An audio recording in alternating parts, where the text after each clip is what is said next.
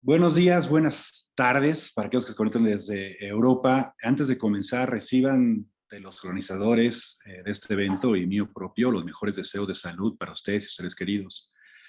No hay duda alguna que atravesamos por tiempos inéditos y en muchos sentidos desafortunados. Sin embargo, cerramos el año con la conferencia más importante de biodiversidad y seguramente del futuro del planeta. Y retomando frases célebres que hemos escuchado en la televisión recientemente, el balón está sin lugar a dudas en nuestra cancha. En los próximos días, diversos gobiernos negociarán la ambiciosa Meta 3, también conocida como el famoso 30 por 30, del próximo Marco Mundial de Biodiversidad del Convenio sobre Diversidad Biológica, que busca al menos proteger el 30% del mar y para fines prácticos de la tierra del planeta para el 2030. México, como país parte del convenio, tiene el compromiso internacional de avanzar hacia esta próxima meta si es que llega a ser aprobada.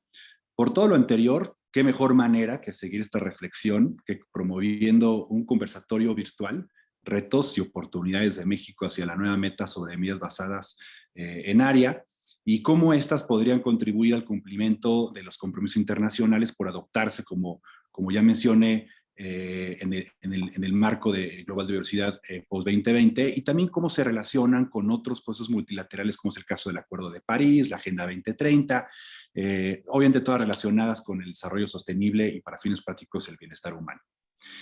Para afrontar la crisis de pérdida de biodiversidad y climática, no hay duda alguna que México requiere ser más ambicioso en acciones transformadoras, clave para lograrlo, y una adopción real de esta propuesta de Meta 3 debe permitir contar con una red efectiva y conectada de áreas protegidas y conservadas. Nos referimos a áreas protegidas federales, estatales, municipales, áreas destinadas voluntariamente a la conservación y potencialmente este concepto de otras medidas efectivas de conservación basada en áreas, entre otros instrumentos, en donde no solo se incremente la superficie, sino la parte cuantitativa de la meta, sino la asertividad y calidad de la misma. Además, la implementación de esta propuesta de Meta 3, del famoso 30 por 30, debe realizarse con un enfoque de derechos humanos y con reconocimiento e incremento de beneficios para las comunidades indígenas y locales que protegen la naturaleza. Y subrayamos ese punto. Esto requiere elevar la importancia del tema a nivel nacional, así como de inversión pública y privada y de empoderamiento de las esferas subnacionales. Este seminario virtual es parte de una alianza estratégica entre la Comisión Mundial de Áreas Protegidas de la Unión Internacional para la Conservación de la Naturaleza y el Centro Mundial para el Seguimiento de la Conservación del Programa para el Medio Ambiente. El objetivo es obviamente fortalecer capacidades en materia de áreas protegidas y conservadas y será, y subrayo, y será el primero de varios seminarios virtuales que tienen contemplados realizar sobre la materia, no solamente en México, sino también en Latinoamérica y el Caribe y a nivel global. Yo soy Andrew Rhodes, vicepresidente de la Comisión Mundial de Áreas Protegidas de la UICN y el día de hoy fungiré como su moderador. Quiero agradecer la invitación para ayudarlos en esta facilitación a Mónica Álvarez Malvido, que es la oficial de desarrollo de la Federación Internacional de Guardaparques, punto focal de la Comisión Mundial de Áreas Protegidas de la UICN en México, y también de Mariana Martínez del Río de la Torre, oficial asociada de programas de economía de la naturaleza, como ya mencioné, del Programa para el Medio Ambiente del Centro Mundial para el Seguimiento de la Conservación. El objetivo específico del seminario el día de hoy es realizar un conversatorio entre diversos expertos de México para discutir sobre las acciones transformadoras necesarias, retos y oportunidades en México para conservar de manera efectiva al menos el 30% de los mares y tierras para el 2030 del planeta y cuál sería, digamos, la contribución de México en esa meta global. El orden del día es muy básico. Vamos a tener una presentación ejecutiva por parte de Mónica sobre la Comisión Mundial de Áreas Protegidas. Después Mariana nos platicará sobre el trabajo que hace el Centro Global para que conozcan cómo los países reportan a estas metas internacionales. Y cerraremos gran parte del seminario. Será un conversatorio con los panelistas que nos acompañan el día de hoy y que ustedes han visto en la invitación electrónica que circuló. Les recordamos a todos los participantes básicamente lo siguiente, ya creo que todos somos expertos en estos seminarios virtuales producto de la pandemia global, pero todos están silenciados para evitar complicaciones y desorden en las presentaciones y pueden ustedes disfrutar esta mañana de martes con un buen café este seminario virtual. La sección de preguntas y respuestas prácticamente estará abierta durante toda la sesión, entonces los invitamos a que pongan sus preguntas y comentarios en el chat, ligas de interés que consideren relevantes, iniciativas, proyectos en curso. Es también un buen espacio para poder compartir el trabajo que está haciéndose. Obviamente, en la parte del conversatorio, si quieren pueden dirigir su pregunta específicamente a algún panelista o a todos en general, serán obviamente bienvenidos. Y procuraremos, obviamente, circular después las ligas de interés, los documentos para que puedan sumarse y enterarse sobre este seminario y los resultados correspondientes. Sin más, por favor, yo le daría el piso ahora a Mónica Álvarez para que nos platique un poco sobre qué es la Comisión de Áreas Protegidas, el trabajo y cómo uno también puede involucrarse, así como algunos antecedentes, Mónica, para que vayamos calentando motores en esta conversación. Mónica, el piso y la pantalla son todos tuyos. Buenísimo, muchas gracias, Andrew. Buenos días a todas y todos, qué gusto saludarles. Caras nuevas también, bienvenidos, bienvenidas. Voy a tratar de ser muy breve, pero como bien dice Andrew, para poner un poco en contexto de este conversatorio y darle introducción a los panelistas, ¿qué es la Comisión Mundial de Áreas Protegidas? Muchos de aquí son parte, me ha gustado ver miembros, muchos no. La Comisión Mundial de Áreas Protegidas es la principal red de expertos en áreas protegidas y conservadas a nivel mundial. Es una de las 6 comisiones de la... Y bueno, reúne especialistas para encontrar soluciones sobre todo lo que tiene que ver con áreas y conservadas. Su misión es proporcionar asesoramiento científico, técnico y orientación política que promueven un sistema mundial de áreas de conservación marinas y terrestres, y no solo, hay que aclarar, no solo en términos de cobertura, sino obviamente en todos los componentes cualitativos que veremos más adelante. Al día de hoy hay aproximadamente ya 2.500 miembros de 140 países, ha crecido muchísimo. En México somos alrededor de 30 miembros activos, esperamos seguir creciendo. Y bueno, la pertenencia a la comisión es gratuita y voluntaria, ¿no? La idea es aglomerar a esta gente con experiencia, también a los jóvenes profesionales que quizá no tienen tanta experiencia, pero tienen conocimiento y mucho que aportar. También hemos tratado de ser mucho más inclusivos en tema generacional. Y la CEMAP está dirigida por un presidente de la comisión, que actualmente es Madhu Rao, y está apoyada por el vicepresidente, que tenemos aquí de moderador, Andrew Rhodes, y un comité directivo que incluye vicepresidentes temáticos y regionales, ¿no? De 12 regiones, y también hay grupos de trabajo y 18 grupos de especialistas en diversas temáticas, ¿no? Y ahí depende de los miembros a cuál se quieren sumar o dónde pueden aportar valor específico. Simplemente para poner en contexto con este conversatorio, la comisión ha sido muy activa en elaborar y distribuir y poner al acceso de todas y todos una serie de recursos que sirven para todo lo que tiene que ver con el tema de áreas protegidas y conservadas, en particular a este tema de discusión del día de hoy. Por ejemplo, los dos de arriba, el Best Practice in Delivering the 30 by 30, que es las mejores prácticas para alcanzar la meta del 30x30 y una serie de directrices. Y también, por ejemplo, está el reconocimiento, lineamientos para cómo reconocer y reportar otras medidas efectivas de conservación, las famosas OMEX, que ya se tocan más adelante, pero también obviamente hay otro tipo de insumos sumamente importantes que han sido de utilidad para el marco anterior, como el de gobernanza de áreas protegidas, de participación, el manual de lista verde, etcétera, etcétera, ¿no? Ahorita les voy a compartir los enlaces para acceder a estos materiales.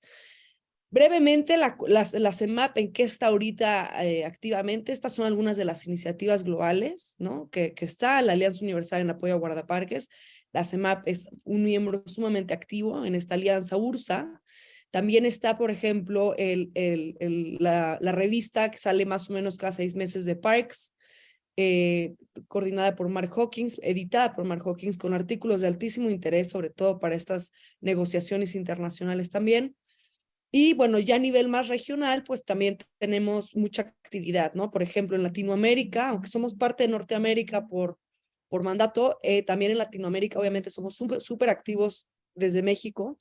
participamos mucho en todo lo que es la celebración de áreas protegidas y conservadas de Latinoamérica el 17 de octubre, y también la comisión fue sumamente activa, bueno, y organizó el Congreso Regional de Áreas Protegidas, el tercer Congreso Latinoamericano de Áreas Protegidas y Conservadas en 2019, del cual salieron varios insumos importantes y ha sido todo un hito, ¿no? En estos congresos regionales por todo el nivel participativo de otros actores que involucró. Esta es una última iniciativa que traemos, bueno, dos. Del lado derecho ven el informe Planeta Protegido. Es un producto de Red Parques, ¿no? Bajo la coordinación regional de la CONAMP hace 2 años, sí, pero que también la Comisión Mundial, UNEP y otros actores, UNEP, WCMC y otros actores participaron muy activamente en la elaboración de este documento, y es una radiografía regional de cómo está Latinoamérica frente a la meta 11 al 2020, ¿no? Un poco para poner en discusión todos estos temas que se vienen ahora. Y finalmente, actualmente tenemos el apoyo al trabajo de la CEMAP hacia el 30 por 30 en Latinoamérica, ¿no? Que es establecer un grupo de trabajo latinoamericano de la Comisión hacia el 30 por 30 y diseñar una plataforma como la principal fuente de intercambio de información y aprendizaje entre países de lo que está pasando hacia donde se están yendo hacia el 30 por 30, ¿no? Entonces, esto está en pañales, por decirlo así, está en desarrollo. Ahora está enfocada actualmente más en países andinos, pero también va a incluir a otros países de Latinoamérica y bueno, está arrancando esta iniciativa. Eso nada más para poner en contexto de la comisión. Al final les voy a dejar obviamente mi contacto. Los que no conocen sobre la comisión y quieren saber más, me pueden contactar en cualquier momento. Brevemente, antes de darle piso a Andrew y a Mariana, recordemos un poco la meta 11, de qué se trata, ¿no? Y bueno, yo creo que varios aquí ya se la saben de memoria, algunos quizá no, que es para el 2020 haber alcanzado al menos el 17% de zonas terrestres y de aguas continentales y el 10% de las zonas marinas y costeras, pero obviamente poniendo particular importancia, bueno, atención en zonas de alta biodiversidad, con servicios ecosistémicos y contemplando todos estos otros componentes que a veces son un poco más ignorados, que sea de forma efectiva, ecológicamente representativo, bien conectado, con una gobernanza sólida y que estén integrados a paisajes más amplios, ¿no? Esos son los diversos componentes. Yo sé que es un mapa que van a ver muy pequeño, pero este mapa, mi invitación es a que lo descarguen, es libre para todos, son las 185 áreas federales de México al día de hoy, se puede descargar en la plataforma del CIMEC, ahorita les pongo el link, y ahí pueden ver a detalle, ¿no? Por categoría de manejo cómo estamos. Y estos, ya para cerrar, son brevemente los números a la actualidad, y agradezco a Ignacio March y al equipo por facilitarlo. Está todo en esa página que ven abajo del sistema de monitoreo y evaluación de la CONAMP. Es accesible a todos y es la verdad muy amigable para el usuario. Y bueno, ¿en dónde estamos, no?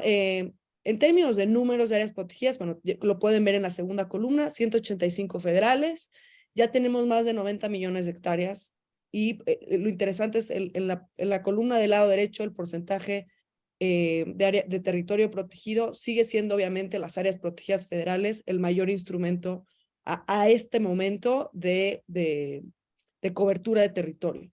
Pero también, no menos importante, están las áreas estatales y municipales que también forman parte del sistema de áreas protegidas, que es un mucho mayor reto también luego, obviamente como dependen de distintas dependencias, pues tener toda la información actualizada. Por eso los esfuerzos de que hablará Mariana son sumamente importantes, porque es englobar todos estos reportes de áreas federales, áreas protegidas que tenemos por parte del Estado. Y otro instrumento que se hablará seguramente más adelante son las áreas destinadas voluntariamente a la conservación, las famosas ADBCs, que van creciendo de manera afortunada y han sido, así es un instrumento que parece que en México es muy, muy prometedor por el tipo de tenencia de tierra que tenemos. Obviamente, para los que no saben, las ADBCs son áreas protegidas reconocidas por ley, sin embargo, la custodia de la tierra la tienen entidades privadas, no puede ser comunidades ejidales, pueden ser comunidades o pueden ser privados. Entonces, esta figura ha crecido muchísimo. Nada más para que vean por categoría de manejo, ¿no? La diversidad de categorías de manejo que tenemos. Esto es de las áreas naturales protegidas federales nada más. Parques nacionales siguen siendo el mayor porcentaje de territorio protegido bajo las áreas naturales protegidas, que es la categoría más restrictiva. seguido de reserva de la biosfera con 23%, seguido de área de protección de flora y fauna, santuarios, áreas de protección de recursos naturales y monumentos naturales un poco menor. Aquí nada más como tener en panorama la importancia de tener estas diversas categorías de manejo dentro de las áreas protegidas. Y ya la última gráfica que les quiero mostrar, y aquí explicar un poco es en términos de división terrestre marino, ¿no? De cómo estamos. 179 son terrestres, 37 de las 185 son marinas. Sin embargo, la diferencia, como pueden ver en cobertura y protección, pues es de 4-1, ¿no? Más o menos. La protección en términos de cobertura marina es mucho más amplia. Aquí ya estamos arriba del 22% de la protección marina, cuando, si recuerdan, la meta del 10%. Esto es en términos de cobertura, recordemos, no de efectividad, etcétera. Y en tema terrestre, aquí ven el 10.94%. Eso es solamente de áreas naturales federales, ¿no? Aquí nos están sumando otras áreas que les platiqué, las estatales, las ADBCs y las municipales. Y ya para cerrar esta parte, pues nada más para que se queden como donde estamos ahorita, podemos decir que por medio de áreas protegidas establecidas de manera oficial, o sea, las federales, las ANP estatales, municipales y ADBCs, México ya tiene más del 13% de su superficie terrestre protegida y más del 22% de la cobertura marina. Pero acuérdense, es muy importante recordar que falta mucho trabajo por hacer, sobre todo en términos de efectividad de manejo, de criterios, o sea, de proteger estas áreas que todavía tienen alta conserva, las AICAS, por ejemplo, los sitios Ramsar, que muchas veces son sitios súper críticos para la biodiversidad, pero no tienen todavía una protección efectiva. Y eso es lo que un gran reto hacia el futuro. También el tema de conectividad, donde las ADBCs van a empezar a jugar un rol muy importante. Le voy a pasar la palabra a Andrew. Si quieres, Andrew, platicar un poco sobre la nueva Meta 3. Sí, muchas gracias, Mónica, y bienvenidos a todos que están sumándose a este seminario virtual. Recordarles también que el chat está abierto para cualquier pregunta y comentario. Más adelante para preguntas a nuestros panelistas y la conversación que tendremos. Pero recapitulando y solamente para que todos tengamos claro, y por favor tómenlo con pinzas y con estos asteriscos en términos de está encorchetado esta meta 3, pero lo que está discutiéndose el día de hoy, las próximas semanas en Montreal, en la conferencia de las partes número 15 sobre el convenio sobre diversidad biológica. Y nada más para tener contexto general, esta es la meta que estamos platicando el día de hoy, y qué mejor en el arranque de la conferencia de las partes, hoy martes 6, y qué mejor, ojalá con un cafecito en mano, pero leyéndola textualmente, la meta, entre comillas, insisto, o encorchetada, busca obviamente asegurar que al menos el 30% de las áreas terrestres y oceánicas a nivel mundial, especialmente áreas de importancia particular para la biodiversidad y sus contribuciones a las personas, sea conservado a través de un sistema de áreas protegidas y otras medidas efectivas de conservación basada en áreas, manejadas de manera efectiva y equitativa, ecológicamente representativa, ya lo mencionaba esto Mónica en su presentación, obviamente conectadas e integradas a paisajes terrestres y marinos. Y solamente como para ver, también volver a tener como claridad en esta meta, la siguiente diapositiva vamos a hablar sobre la definición que dio el CBD a estas otras medidas efectivas de conservación basada en áreas, para que también tengamos claro qué puede contribuir a la propuesta de Meta 3, es decir, por un lado, áreas protegidas federales, que ya mencionó Mónica, federales, estatales, municipales o voluntarias, digamos que sean reconocidas como áreas protegidas, y después este otro elemento conocido como otra medida efectiva de conservación basada en área. Y la definición que fue aprobada por las partes es que los OMECs, vamos a reducir el lenguaje, son áreas definidas geográficamente que no son áreas protegidas, y subrayamos que no son áreas protegidas, que se gobierna y gestiona de una manera que logra resultados positivos y sostenidos a largo plazo para la conservación in situ de la biodiversidad, con las funciones y servicios de los ecosistemas asociados, y en su caso los valores culturales, espirituales, socioeconómicos y otros de relevancia local. Básicamente son espacios en el territorio que no son áreas protegidas, que no necesariamente su objetivo principal es conservación de la biodiversidad, pero que de facto protegen y conservan biodiversidad de diferentes frentes. Esta es una gran área de oportunidad y es una forma de reconocer y reportar esos otros esfuerzos de conservación que se dan. Hay varios países que han empezado a reportar OMEX a nivel global. Sin embargo, México todavía no arranca esa discusión y queremos subrayarlo. La siguiente diapositiva, por favor. En esos términos, pues existen, ¿no?, diferentes instrumentos, esfuerzos, espacios en el territorio que podrían, y si se fijan, está en negrillas y subrayado, que podrían potencialmente ser reconocidos y reportados como MEC. Y ahí en pantalla pueden ver algunos de estos instrumentos que ustedes conocen, que su objetivo no necesariamente es la protección de la biodiversidad. Sin embargo, en algunos casos, algunos de estos podrían ser reportados y reconocidos como MECs en plataformas globales. Pero se insiste desde la Comisión de las Protegidas, hay que irse caso por caso, sitio por sitio, analizando la pertinencia, la relevancia y ante los criterios para poder ser reconocidos como MECs. Para todo esto ya existen lineamientos y guías prácticas que los invitamos a consultar, muchos de ellos en la página de la Comisión Mundial de las Protegidas, que pueden descargarse, inclusive ya herramientas prácticas, tanto en inglés como en español, para que puedan ustedes ahora sí que jugar con ellas en el territorio. La siguiente, por favor.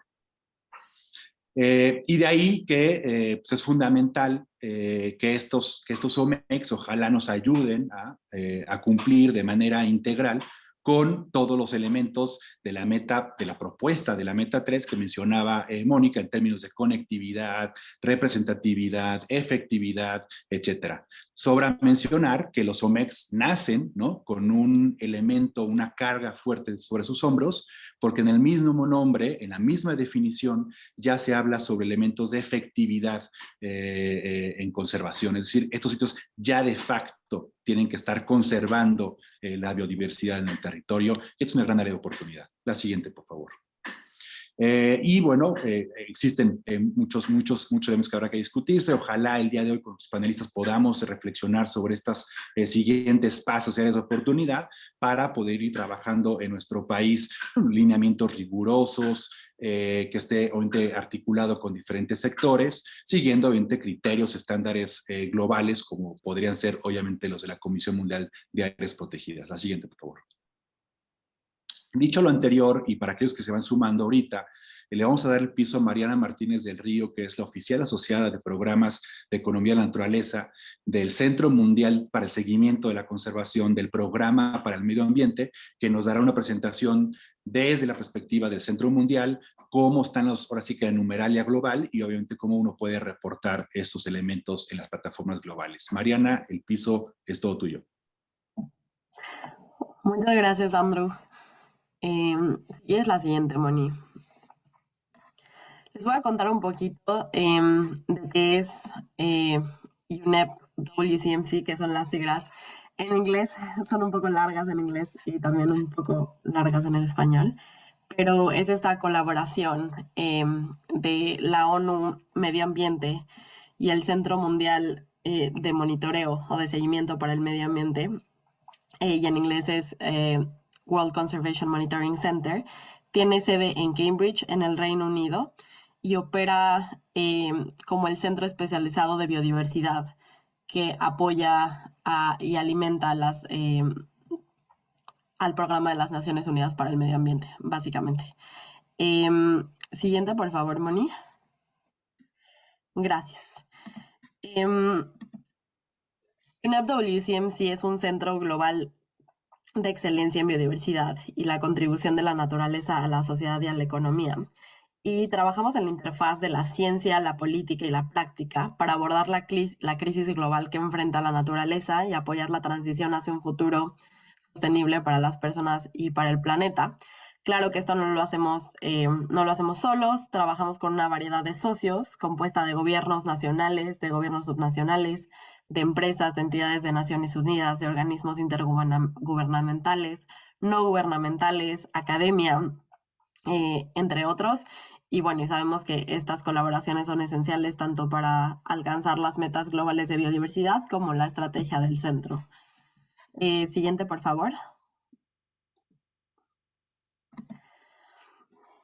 Aquí les quiero contar un poquito, dar como una súper, muy breve introducción. Ya les voy a compartir un recurso para que puedan explorar ustedes más a fondo en el chat. Pero contamos con distintas plataformas y herramientas para apoyar esta toma de decisiones en torno a la biodiversidad. dirigida a distintos sectores, ¿no? Desde gobiernos, como ya lo mencioné, como también, por ejemplo, sector privado, instituciones financieras. Entonces tenemos plataformas como Ocean Plus, Species Plus, Proteus y Encore, que son dirigidas al sector privado. IBAT, que también es, bueno, directamente relacionada con áreas naturales protegidas, pero hoy les voy a hablar, si me llegas a darle otro clic, Moni, un poquito de Protected Planet. La siguiente, por favor. Gracias. Protected Planet, quizás ya la han escuchado antes, pero lo que hace realmente Protected Planet es que alberga la base de datos mundial sobre áreas protegidas y la base de datos mundial sobre otras medidas efectivas de conservación basadas en áreas, o MECs, como ya les estuvo contando Andro. Protected Planet produce informes semestrales sobre cómo vamos en cuanto a los reportes de las áreas naturales protegidas o áreas protegidas y conservadas del mundo, y proporciona los indicadores oficiales sobre el progreso hacia los objetivos globales para las áreas protegidas. Ya les decía un poco Andrew, entonces aquí los países reportan cuáles son los avances en cuanto a tanto hectáreas en OMEX como áreas protegidas, como por ejemplo también en cuestiones de efectividad, de áreas que tengan evaluaciones de efectividad. Durante 60 años, la base de datos mundial sobre áreas protegidas ha sido el recurso autorizado mundial para la información sobre áreas protegidas, y esta plataforma es utilizada por cientos de miles de personas y se usa para informar toma de decisiones en múltiples sectores y proporciona los indicadores oficiales sobre el progreso hacia los objetivos globales en cuanto a áreas protegidas. Y ahora, antes Meta 11 Aichi, y ahorita como vimos en la presentación que Andrew y Moni dieron, pues en esta Meta 3, es muy importante para esta Meta 3 que está actualmente en negociación. Siguiente, por favor. Aquí nada más les quiero como mostrar un ejemplo. Este es literalmente una captura de pantalla de una sección de México en donde se ven cuáles son los polígonos protegidos marinos y terrestres, cuántas son las áreas naturales protegidas, cuántas de ellas tienen evaluaciones de efectividad. Y bueno, como ya dijo Andrew y como pueden ver aquí, actualmente hay 0 áreas reportadas hacia OMEX, porque esta es una discusión que en México se está retomando. Entonces, bueno, nada más les voy a mandar ahorita el link de esta página para que ustedes mismos la puedan explorar. También pueden bajar un PDF en donde se baja un reporte y pueden ver también las distintas modalidades de gobernanza de estas áreas protegidas. Siguiente, por favor. Gracias. Y bueno, en general, aquí lo que estamos viendo es el porcentaje de protección sin OMEX y con OMEX. Ahorita, como pueden ver, no muchos son los países que han reportado OMEX, pero bueno, ya algunos han reportado y vemos que se empieza a elevar ese porcentaje de protección. Y la de OMEX, bueno, solamente se estableció en 2019 y entonces, como ya les mencioné, solo algunos países han reportado estos datos. Pero bueno, los OMEX van a hacer una diferencia estadística en cobertura y ya está aumentando la cobertura global, pero como decíamos, en este momento es muy importante tomar en cuenta la efectividad, ¿no? El término de OMEX incluye la importancia de la efectividad, pero también en las áreas naturales protegidas. Sin embargo, no voy a hablar más de esto porque de esto vamos a hablar en el panel. Esta es solamente una breve introducción para contarles un poco lo que hacemos en el centro. Ya les compartiré las ligas y le paso la palabra nuevamente a Andrew para seguir con los con las preguntas a los panelistas. Muchísimas gracias, Mariana. Y de verdad, yo invito a todas y a todos que sigan poniendo sus comentarios y preguntas en el chat. y empecé a ver, digamos, tareas y siguientes pasos ahí que podríamos estar discutiendo. Y sin más, vámonos de lleno a la conversación con de verdad un panel de expertos de privilegio nacional y obviamente global, expertos en la materia. Y permítame rapidísimo, voy a ser lo más ejecutivo posible para presentarlos y dar una pequeña semblanza bio de ellos, de ellas, porque ustedes muchos los conocen y veo que hay muchos conocidos aquí en el seminario en línea, y me tomaría media mañana poder presentarlos de manera completa. Entonces, permítanme, sin orden de prioridad ni mucho menos, nada más, digamos, en orden como están en la pantalla, de izquierda a derecha, Ignacio March, conocidísimo por todos ustedes. Nacho es biólogo de profesión, ha trabajado en áreas protegidas desde 1983 en temas de biología de la conservación y la gestión de áreas protegidas de especies silvestres en México, Guatemala y Belice. Ha laborado como investigador del INIREV y ECOSUR, así como en Conservación Internacional y TNC. Desde 2015 trabaja como director de evaluación y seguimiento de la CONAMP en México y es, sin lugar a dudas, el responsable de tener una estadística muy fina, mapas extraordinarios que México ha logrado reportar a nivel global. Nacho, es un gusto tenerte el día de hoy aquí con todos nosotros. Por otro lado, Ernesto Enkerlin, Ernesto es un agrónomo, conservacionista, ecólogo, funcionario, innovador y vitivinicultor mexicano. Editor y autor de 2 libros y más de 100 artículos sobre ciencias ambientales y sostenibilidad. Se le reconoce como líder, investigador, promotor y formador de opinión en materia de conservación de naturaleza, planeación de desarrollo y sostenibilidad. Encabezó y junto con un dedicado equipo posicionó a nivel nacional e internacional a la Comisión Nacional de Áreas Protegidas de México de 2001 a 2010, donde impulsó una visión humanista y pragmática de la conservación basada en la inclusión y participación de las comunidades humanas, con, por y por las personas.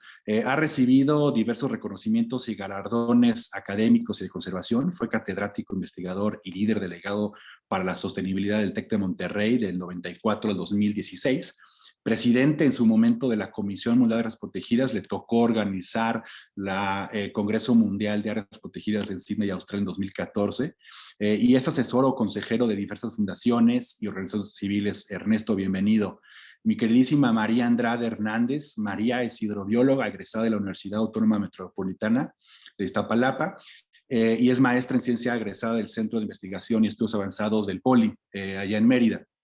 Su perfil técnico está relacionado con temas de análisis económico ambiental de proyectos, planificación para la conservación de sitios, planificación de áreas protegidas, manejo integral de áreas prioritarias para la biodiversidad y herramientas legales de conservación privada y social. Actualmente se desempeña como directora de Pronatura Península Yucatán AC, donde su responsabilidad es contribuir en definir la visión, objetivos y líneas estratégicas, así como la administración y gestión de recursos financieros, desarrollar procesos de planeación para la ejecución técnica y administrativa de un promedio de cerca de 20 proyectos anuales que se desarrollan en áreas prioritarias de la península de Yucatán. María, es un gusto tenerte aquí con nosotros.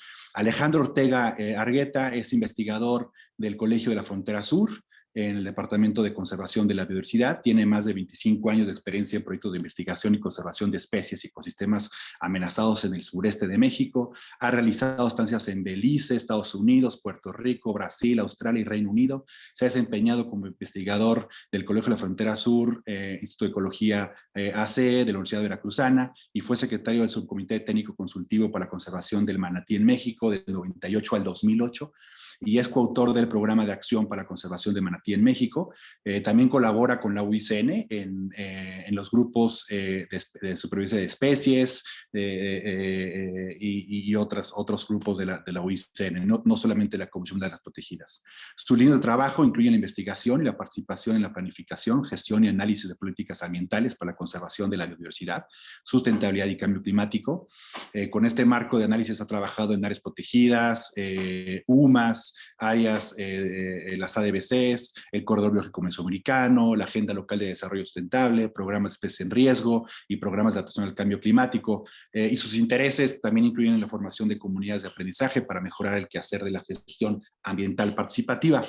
Finalmente, Lucía Ruiz tiene una amplia carrera que abarca los sectores público, multilateral y de sociedad civil en América Latina. Lucía actualmente trabaja desde 2019 en WWF México como coordinadora de diversidad y financiamiento. Ella cuenta con más de 15 años de experiencia en diseño de políticas ambientales, financiamiento para la conservación y agendas internacionales. Inició su carrera profesional en la selva tropical de México con comunidades locales para el desarrollo de proyectos de ordenamiento, implementación de esquemas de pago por servicios ambientales. Ha colaborado estrechamente con los 3 niveles de gobierno y organizaciones internacionales como el Fondo Mundial para el Medio Ambiente, el PNUD, el PENUMA, GIZ, el KfW, la Agencia Francesa de Desarrollo, y su pasión es hacer estrategia para posicionar el tema de diversidad. Lucía es bióloga de formación y cuenta con una maestría en gestión ambiental de la Universidad de Yale. Su objetivo es hacer equipo para conservar la naturaleza, de la cual depende nuestro presente y nuestro futuro, y sin lugar a dudas en estos tiempos navideños y con una conferencia de las partes de diversidad, pues es fundamental hacer equipo con el planeta. Y también nos acompaña, cabe mencionar, desde Montreal. Ahora sí, vamos a empezar este conversatorio. Le pediría a los panelistas que pongan su camarita, tengan su micrófono listo. Sobra mencionar, y vuelvo a insistir a todos los participantes del día de hoy, que pueden poner sus preguntas en el chat, saludarse, intercambiar ligas de interés, proyectos que nos pueden ser de utilidad en esta conversación. Insistimos que es el primero de varios seminarios virtuales que estaremos llevando a cabo en esta alianza entre el Centro Mundial y la Comisión Mundial de las Protegidas, justamente hacia el nuevo marco global posterior al 2020 que está discutiéndose en este momento a nivel planetario. Voy a empezar con una pregunta general para todas y todos, y voy a darles el piso a cada uno de ustedes para ir respondiendo. Y de entrada, creo que vale la pena poner a consideración cuáles creen ustedes que son las principales fortalezas y oportunidades para la implementación de esta propuesta de Meta 3, el famoso 30 por 30 en México. Y si les parece bien, voy a empezar, como están en mi pantalla, contigo, con María. Andrade de Península de Yucatán, ¿cuáles crees que son estas principales fortalezas y oportunidades para la implementación de la meta? El piso es tuyo. Buenos días a todos y a todas. Muchísimas gracias por invitar a Pronatura Península de Yucatán a participar en este conversatorio. Yo lo resumiría en el términos de las oportunidades. Primero, que aún quedan ecosistemas en buen estado de conservación. Un ejemplo, en la península tenemos aproximadamente 8 millones de hectáreas que todavía están en buen estado de conservación y que se convierten en una oportunidad para contribuir a esta meta. Hay más interés de algunos sectores para fortalecer la protección de la biodiversidad, y estamos hablando no los sectores tradicionales. Yo creo que está creciendo el interés de algunas empresas, el interés de los jóvenes por poder tener un liderazgo y un cambio en este esquema para conservación. Y también creo que existen espacios de colaboración ya definidos a diferentes niveles, o sea, espacios en los cuales interactuamos gobiernos federales, estatales y municipales, sociedad civil y academia, que si logramos fortalecerlos, es una oportunidad, y fortalecerlos haría que tuviéramos una agenda común más efectiva y más eficiente como oportunidad. Y en las fortalezas creo que tenemos experiencia técnica. Ya lo hablábamos aquí del esquema de Sistema Nacional de Áreas Naturales Protegidas, pues es una experiencia ya de varios años que se tiene y que se puede replicar y potencializar. Lecciones aprendidas también en este caso, en términos de que puede ser que estas lecciones aprendidas nos ayude a acelerar el proceso para cumplir esta meta. Y también ya se mencionó, pero creo que es importante mencionar que el abanico de categorías de manejo que existen a nivel federal, estatal y municipal también es una fortaleza que tenemos en ese sentido. Se hablaba de las ADBCs, más adelante vamos a hablar sobre los retos al respecto. Y yo lo pondría aquí como una fortaleza, este abanico de esquemas de conservación en diferentes niveles. Muchísimas gracias, María. Entonces, Nacho, voy contigo. María dice, tenemos lugares todavía que ameritan protegerse, tenemos plataformas de coordinación multinivel, tenemos experiencia. ¿Qué agregarías en este sentido hacia la implementación efectiva de una potencial Meta 3, Nacho? Gracias, Andrew. Pues bueno, la verdad es que este 30 por 30 va a ser muy difícil, pero no pienso que es imposible. Como ustedes bien saben, mejor que nadie, establecer nuevas áreas protegidas casi a cualquier nivel de gobierno es cada vez más difícil, más conflictivo, en fin. Y realmente, pues necesitamos ahora sí que la creatividad y la energía precisamente de estas nuevas generaciones que vienen a sustituirnos. Pienso que las organizaciones del sector civil y la academia pues tienen que ser muy creativas en establecer y manejar nuevos tipos de áreas protegidas o de OMEX, siempre que cumplan los requisitos para ello. Y bueno, pues esto con el fin de, además de llegar a este 30% o 30 por 30, pues para lograr esa famosa representatividad y conectividad del sistema, que no lo hemos logrado. Quizás a nivel subregional hay varias cosas bastante interesantes, pero la verdad es que el reto todavía es mucho. Como vimos, no pasamos ni siquiera al 13% en la parte terrestre. Entonces ahí me quiero limitar a comentar, a mencionar 5 ejemplos, nada más para hablar de innovación.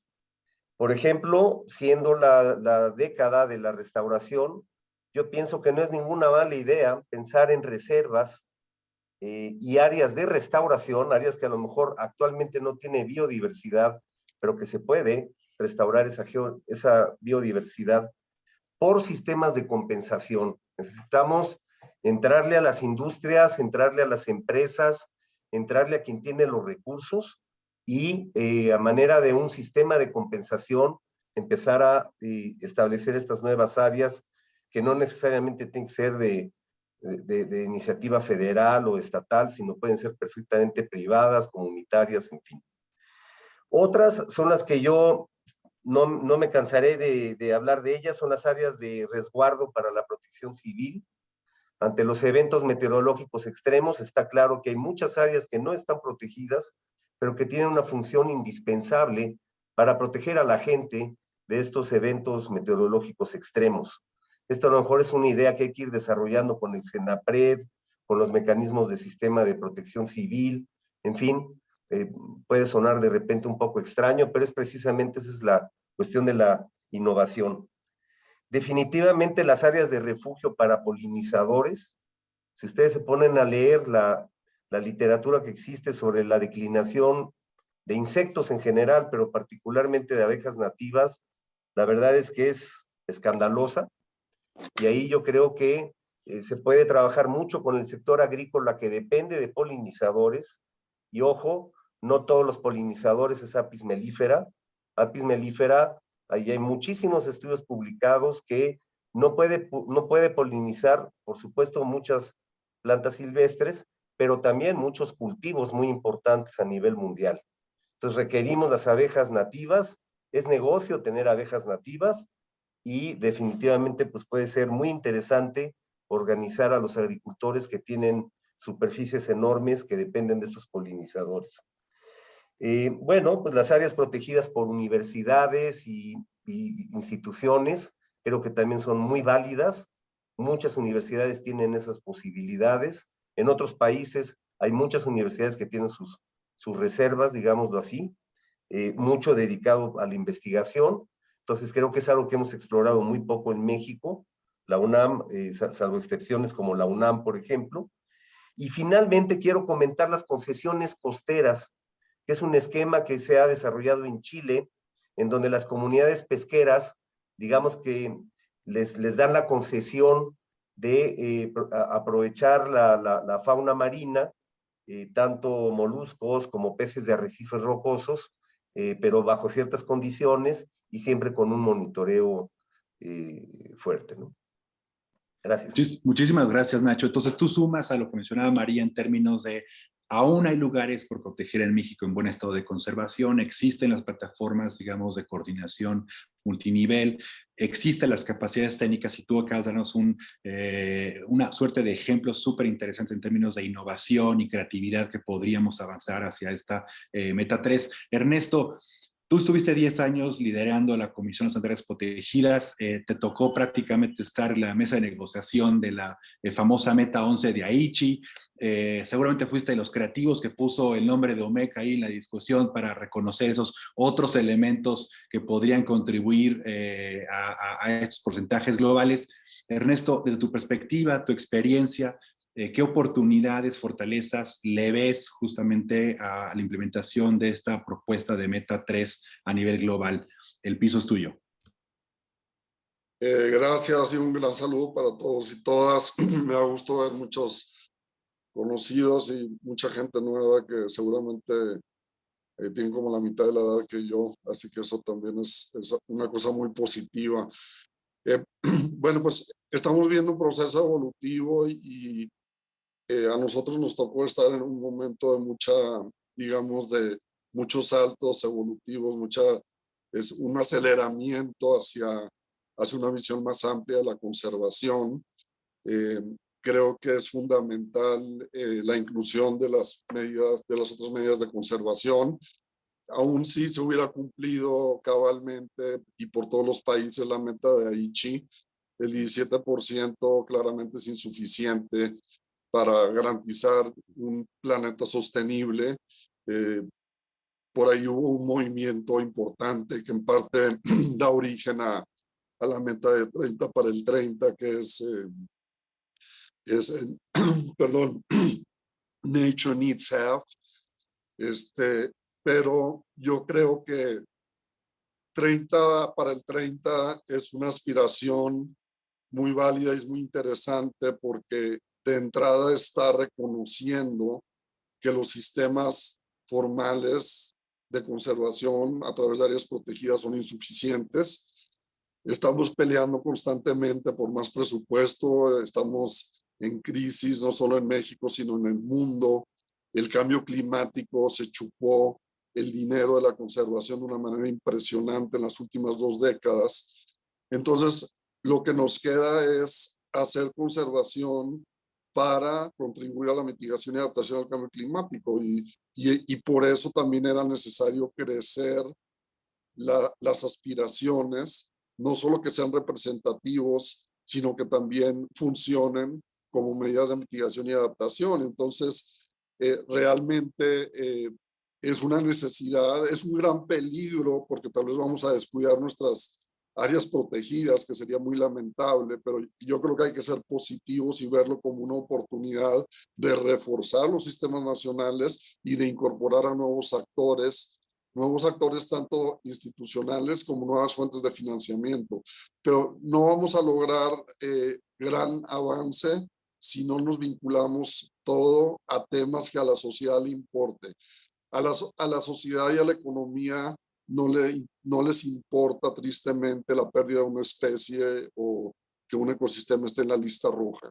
O sea, a la gente le da miedo el daño por las inundaciones, por los huracanes, las sequías, la pérdida de cosechas. Todas esas cosas son las que le importan a la gran mayoría de las personas. Entonces nosotros tenemos que traducir la conservación en los términos que le importa a las grandes mayorías, incluyendo a nuestros líderes, para que ellos actúen. Entonces yo creo que es una gran oportunidad, es una gran esperanza, es un riesgo que había que tomar y yo creo que hay que abrazarlo y echarle todas las ganas del mundo. Muchísimas gracias, Ernesto. Y tomando ahorita tu comentario de liderazgo, de otros sectores, etcétera, voy contigo, Lucía, desde Montreal. Hoy arranca la conferencia de las partes número 15. Sabemos que, y decía bien Ernesto, la agenda climática se ha comido, ¿no? La agenda de biodiversidad y, digamos, le ha puesto una sombra sobre esto. Hay pocos liderazgos que estarán presentes en la conferencia, o al menos confirmados hasta el momento. Lucía, desde tu perspectiva, volviendo, ¿qué fortalezas crees, qué oportunidades podría traer la Meta 3 para México? Y gracias por acompañarnos desde Montreal. No, muchísimas gracias por la invitación, antes que nada. Y yo pondría sobre la mesa un tema fundamental, que es el tema de corresponsabilidad. Ya no podemos poner el 100% del peso solamente en los gobiernos, es decir, tenemos la gran oportunidad de que los liderazgos que se han venido trabajando durante décadas, por ejemplo, Mari Andrade en Península de Yucatán y muchos de ustedes que hoy nos acompañan, podamos entonces estar reconociendo esa corresponsabilidad que ya se ha estado trabajando, pero que tenemos que potenciar aún más. Entonces, ese sería el primer comentario. El segundo comentario es sobre también el tema de corresponsabilidad, cómo vincular al sector privado. Y no por medio de concesiones, no por medio de acaparaciones, por así decirlo, sino realmente para hacer colaboraciones que nos permitan entonces estar movilizando recursos para el objetivo de conservación, que es uno de los 3 objetivos de la Convención de Diversidad Biológica. El segundo gran punto, y lo comentaba Mónica en el chat, es justamente reconocer lo que todavía no es área protegida, que pudiera estar reconocido como OMEC, y hay una zona fundamental en nuestro país llena de biodiversidad que justamente es la Sierra Sur de Oaxaca. La Sierra Sur de Oaxaca no tiene áreas protegidas prácticamente, algunas ADBCs dispersas, pero esta es una gran oportunidad, por ejemplo, para que esos sitios que han contribuido a la conservación de manera activa, pero que no están dentro de algún instrumento formal, por así decirlo, de conservación, puedan entonces estarse considerando como un OMEC y entonces estar reconociendo lo que se lleva haciendo durante décadas, durante siglos.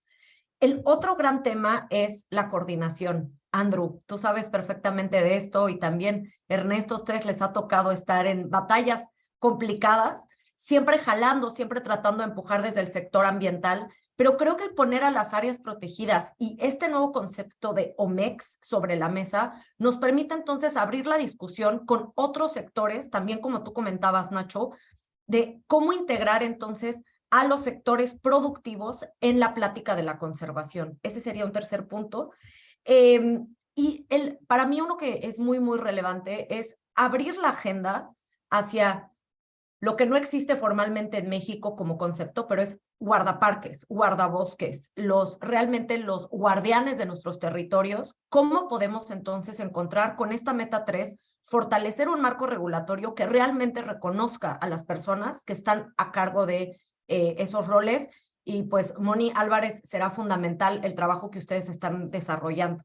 Y finalmente, Ernesto, sobre el tema de la vinculación con la agenda climática, 2 temas que creo que son muy importantes y que tú también ya comentabas. Por un lado, el tema de cómo podemos abordar estos sitios para temas de adaptación, pero creo que también otro tema fundamental es cómo vamos a estar haciendo la definición de nuevas áreas protegidas de los OMEX en cuanto a los rangos de distribución de especies que probablemente vayan a cambiar con los impactos que estamos teniendo ya de cambio climático y que ya estamos, por ejemplo, viendo en poblaciones de mariposa monarca, nada más por poner un ejemplo. Entonces, yo empezaría por poner esos ejemplos. De regreso a ti, Ana.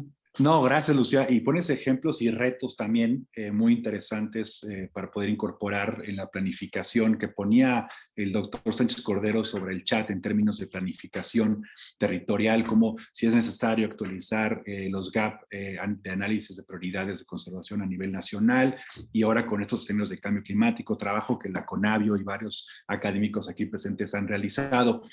Alejandro, cerramos contigo esta primera ronda de intervenciones en términos de fortalezas y oportunidades para la futura, ojalá, aprobada meta 3 del 30 por 30. ¿Cuáles son tus comentarios, Alejandro? Estás en mute, Alejandro, creo. Sí, buenos días. ¿Ya se escucha? Sí, pues buenos días. Muchas gracias por la invitación a este interesante panel de discusión. Yo lo que puedo agregar a esta discusión tan interesante es que México tiene una gran oportunidad de contribuir, digamos, a estos objetivos globales en términos de su contexto nacional, digamos, de políticas que ya existen, ¿no? Hay una gran oportunidad, no tenemos que partir de cero, ¿no? Que es ya lo han expresado, hay una gran capacidad gubernamental en el tema ambiental, pero también hay una serie de instrumentos que ya tienen más de 20 años, ¿no?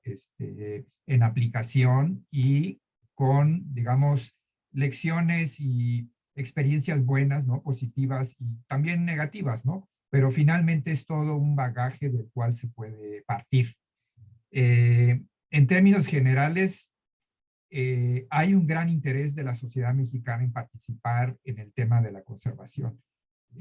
Yo creo que mucho depende de el liderazgo que está ejerciendo, digamos, el sector ambiental, en este caso las instancias gubernamentales del sector ambiental, el liderazgo que han ejercido y que pueden ejercer de aquí a futuro en unir y crear estrategias que vinculen a otros sectores, ¿no? Vivimos en un país convulsionado por otros temas, ¿no? Arrastrando pobreza y ahora con violencia generalizada. Entonces eso distrae, ¿no? Distrae mucho la atención del gobierno hacia otras prioridades.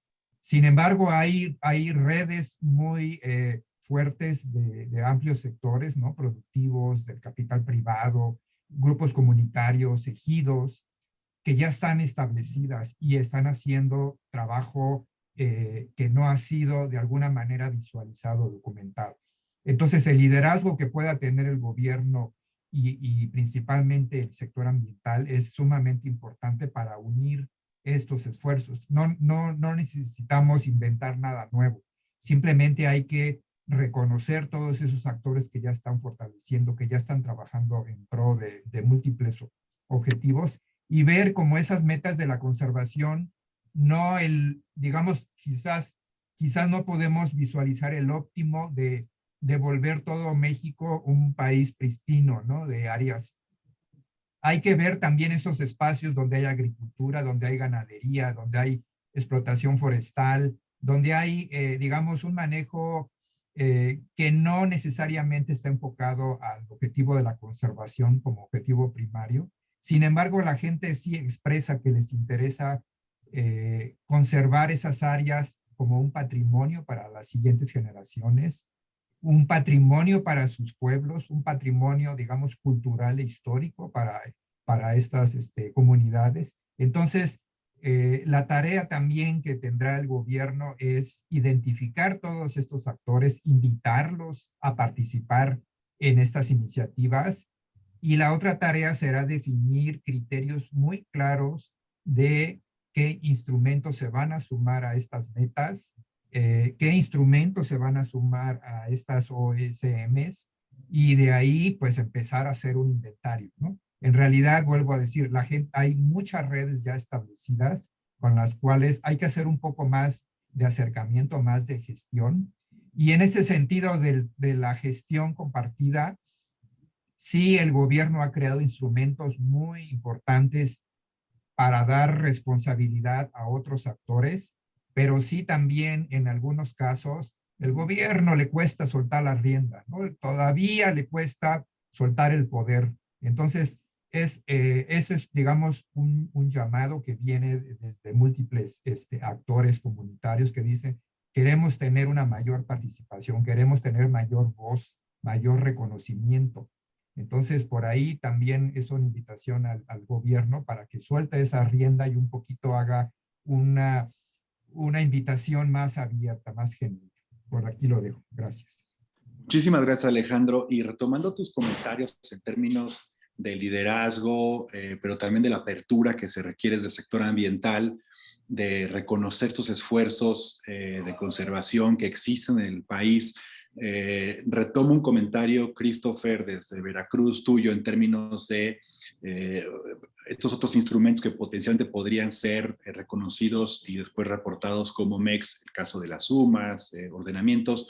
Pues siempre la lógica, al menos a nivel global, se discute caso por caso utilizando los lineamientos globales. Entonces, con gusto, Mónica le estará compartiendo las ligas de estas herramientas que mencionaba Alejandro, pero lo que se requiere también es adaptarlos al contexto nacional, ¿no? Una cosa es el lineamiento global y cómo lo llevamos al local. Y hablando de lo local, de sectores, la necesidad de acercarse a otros sectores, que no solamente es una agenda del sector ambiental, esto ya lo mencionaba Ernesto y Nacho. María, yendo contigo a la península de Yucatán, ¿cuáles son los principales retos y áreas de oportunidad desde el territorio, ¿no? Y cómo se puede acelerar el trabajo a escala subnacional. ¿Nos podrías compartir tu experiencia y la experiencia de Pronatura Península de Yucatán en esta materia? Gracias. Sí, bueno, yo retomaría como un marco de referencia. El primero es que las actividades económicas, voy a llamar a mencionar algunas, turismo, agricultura, ganadería, pues dependen mucho de la salud de los ecosistemas. O sea, dependen mucho, son tu materia prima para que las economías sean productivas. Entonces, creo que el primer reto que tenemos, pues, es cómo podemos mantener estos ecosistemas saludables, su biodiversidad y los procesos ecológicos que están. Voy a citar algunos ejemplos. La observación de aves en los últimos 10 años ha crecido exponencialmente y está dejando una derrama económica de millones de dólares y está beneficiando a comunidades rurales, guías, etcétera. Si hablamos desde el punto de vista de especies, tienes el flamenco, que es la especie que genera la visitación más grande, por lo menos en Celestún y en Rielagartos. Tenemos al tiburón ballena, que genera millones de dólares en 4 meses, que lo avistas en el Caribe mexicano. Y tenemos los arrecifes y los humedales, que están sustentando una actividad económica de las cuales dependen millones de familias. Esto parece obvio, que mantener la salud de estos ecosistemas y de estos grupos de especies que son tangibles y visibles y que ya hay información que contabiliza el valor, es porque todavía seguimos teniendo conflictos respecto a la parte ambiental y la parte económica. En ese sentido, creo que algo que tenemos que hacer y que muchas veces lo olvidamos es cómo logramos que esta información la tengan gente que define el presupuesto, en este caso en las cámaras de diputados y senadores, en las comisiones, de tal manera que esta información llegue ahí. O sea, al final de cuentas parece que hay un divorcio entre la economía y la conservación, y datos ahorita que se tienen, parece que al final esto depende de que tengamos esa salud de los ecosistemas. Si hablamos de agua, pues lo mismo, la península de Yucatán es un área aparentemente con mucha disponibilidad de agua, pero la calidad está en entredicho por lo mismo. Entonces, mantener humedales y selvas saludables, pues depende de seguridad hídrica, y si hablamos de seguridad alimentaria, lo mismo. Entonces, en este marco de referencia, creo que acceder o tener estrategias donde podamos educar, donde se toman decisiones, es fundamental. Un segundo punto que yo pondría sobre la mesa también es esto que mencionaba Lucía de la corresponsabilidad. Si vemos en las reuniones que tenemos de ordenamientos, de programas de manejo, de muchos de los procesos que están, hay muchos ausentes, y muchos ausentes tienen que estar asociados a las cuestiones económicas. Entonces, si yo soy una refresquera, una cervecera, y mi insumo, mi materia prima depende del agua en cantidad y calidad, pues tienes que invertirle, ¿verdad? Porque entonces, pues si no tienes tu materia prima, pues no tienes esto. Si soy un turistero que dependo de que las aves estén, o que dependo que el tiburón ballena esté, pues ¿cómo invertimos para que mi materia prima se mantenga y esté saludable? Y ahí la pregunta, ¿quién invierte para que tengamos humedales saludables? ¿Quién invierte para que la población de tiburones ballena esté ahí? ¿Quién invierte para que los flamencos estén ahí? Y estamos hablando de inversión a esos productos. El segundo punto que yo pondría sobre la mesa es que sí tenemos que tener estos espacios de coordinación que nos lleven a una agenda común. Si no tenemos una agenda común entre los sectores, donde cada sector, de acuerdo a su misión, su visión, sume, entonces, pues cada quien está haciendo. Y voy a poner un ejemplo, la región de Calakmul. Habemos N organizaciones internacionales, nacionales, locales, cada quien trabajando por su lado. Yo creo que los espacios que ya están establecidos a nivel federal y estatal deberíamos de tener un esfuerzo más grande para poder tener esa agenda en la mesa y un nivel de coordinación mucho más eficiente. Y el tercer punto de reto, creo que hablamos y lo platicaba alguna vez con el doctor Sarucán, que el gran reto es no solo quedarse en un indicador que es superficie, sino la efectividad de manejo. Y lo decíamos y lo hablábamos con el doctor Sarucán con las sumas. ¿De qué nos sirve decir que tenemos X cantidad de superficie bajo UMAS, bajo ADBCs, que es mi otro tema aquí, si no tenemos esquemas de incentivos para los poseedores de la tierra para hacer un manejo efectivo? Entonces aquí decimos, ok, establecer ANPs es más difícil, sí, cierto, pero ¿cuáles son los incentivos locales que los poseedores de la tierra tienen para hacer conservación? Península Yucatán, al menos el 60% de lo que tenemos en buen estado de conservación es propiedad de comunidades rurales y ejidos. ¿Cuáles son los incentivos que le estamos dando más allá de servicios ambientales para que estas comunidades protejan sus recursos, pero sobre todo se beneficien de ello? Y el tercer punto yo creo que tiene que ver en no duplicar. Una visión de mediano y largo plazo en la cual todos los actores no dupliquemos, termina una administración federal, estatal, entonces empezamos de cero y empezamos otra vez a construir. Entonces, ¿cómo logramos que lo ganado, que las cosas buenas que están funcionando, las podemos mantener y retroalimentar en el tiempo con un manejo adaptativo? Creo que si trabajamos en esos espacios, sí superficies, pero cómo hacemos más efectivo el manejo y un beneficio tangible para los poseedores de la tierra, y cómo sumamos actores económicos a esto, creo que estaremos en un mejor camino que el que tenemos ahora. Muchísimas gracias, María. Y voy a retomar varios de los elementos que mencionaste tú en términos de efectividad de manejo, que he visto que en el chat están poniendo preguntas, y gracias, Nacho, por responder varias de estas. Temas de financiamiento, y ahorita voy contigo, Lucía, sobre este tema. Pero, Ernesto, antes de pasar con Alejandro y Lucía para algunas preguntas específicas, ya mencionaba María el tema de la necesidad de la visión a largo plazo, ¿no? Es decir, cómo no nos reinventamos ya sea a nivel municipal cada 3 años, cómo nos inventamos a nivel federal cada 6 años, porque para fines prácticos la agenda tiene que ser una visión a mediano, largo plazo.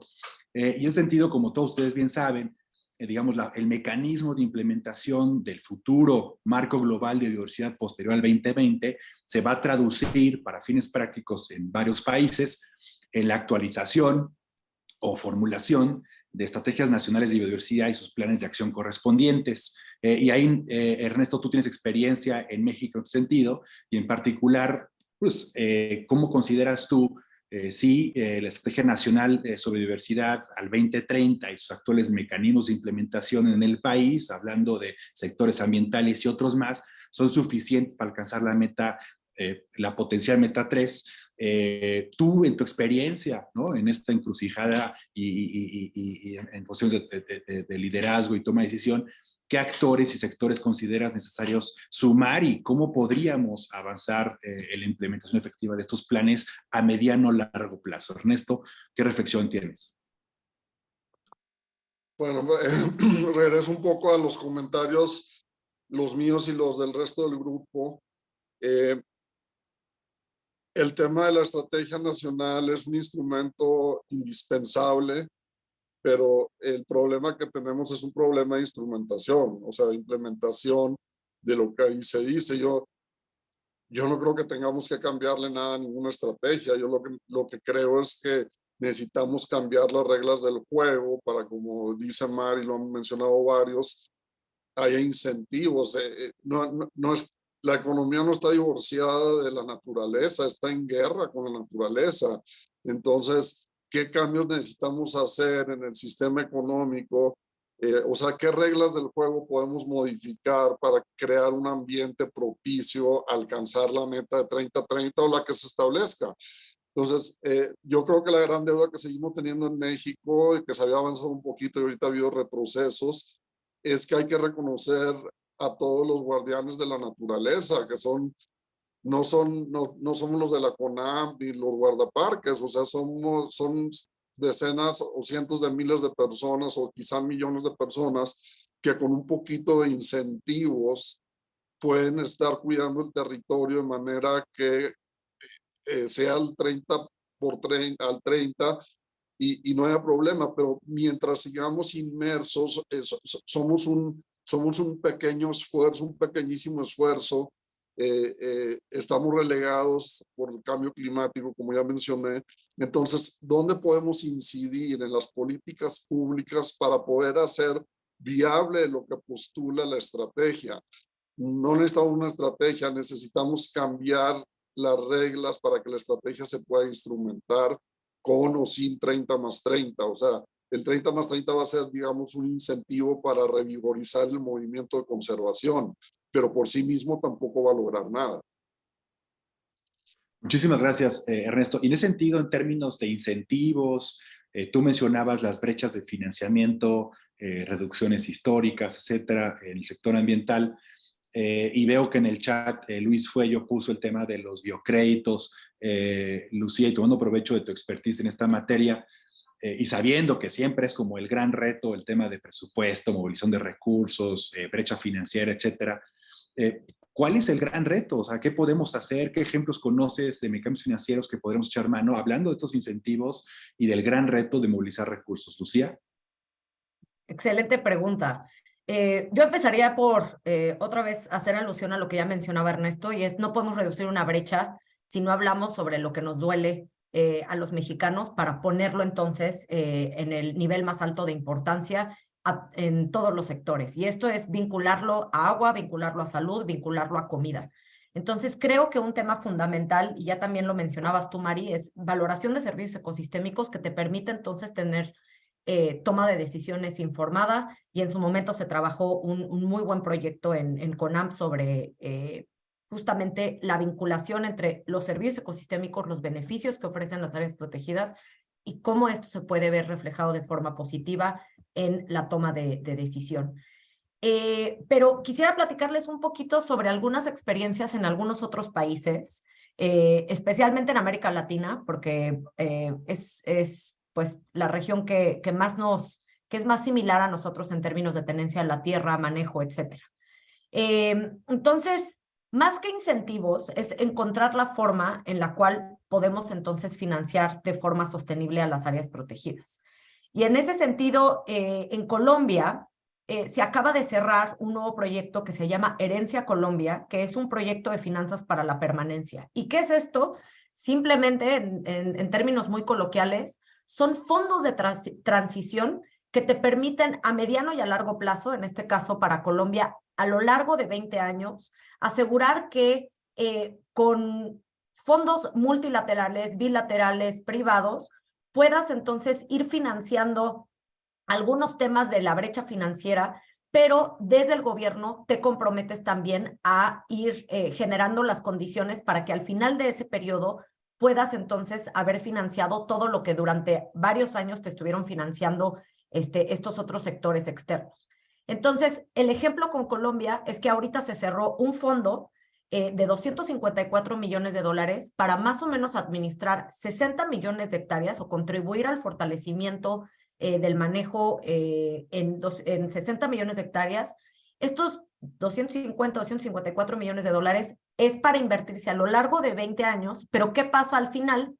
Justamente lo que se hizo, y esto fue con la administración anterior, como recordamos, acabamos de cambiar de administración en Colombia, es que hay un impuesto al carbono, y ese impuesto al carbono lo que está permitiendo es que poco a poco se vaya capitalizando el gobierno para dirigir los recursos que se vayan obteniendo de ese impuesto específicamente para áreas protegidas.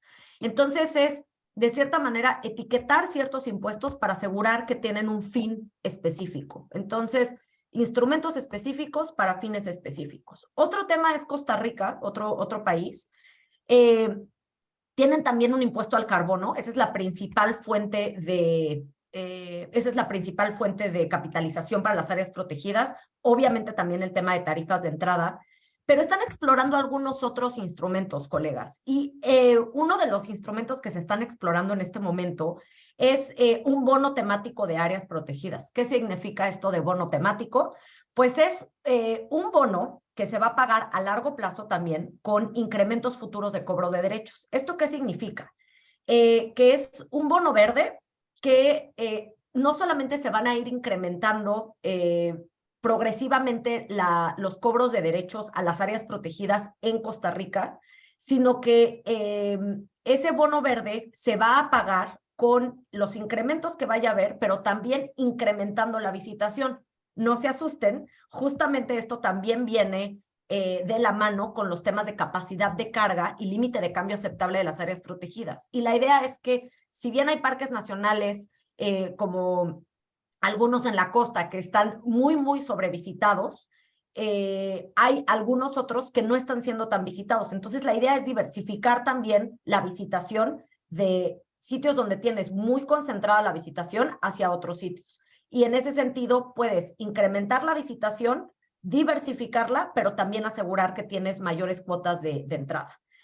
Y finalmente, otro ejemplo en América Latina es en Ecuador. Hasta 2019, 2020, la principal fuente de financiamiento para todos los parques nacionales en Ecuador era Galápagos, y lo sigue siendo hasta ahorita un poco, pero en 2019 se empezaron a preguntar a sí mismos cuál era la oportunidad para que se pudiera entonces diversificar y no depender solamente de un parque nacional como lo es Galápagos. Y es por eso que ese año se diseñó un instrumento de la mano de nuestros colegas del PNUD, de Biofin, que es la iniciativa para el financiamiento de la biodiversidad, y es asegurar que pudieran los prestadores de servicios turísticos tener tarifas diferenciadas de acuerdo a las actividades a desarrollarse. Entonces, aquí lo que haces es que integras al sector turismo, lo haces corresponsable, como ya hablábamos, con respecto a las actividades que se estén desarrollando en las áreas protegidas. Y en México, ¿qué está sucediendo?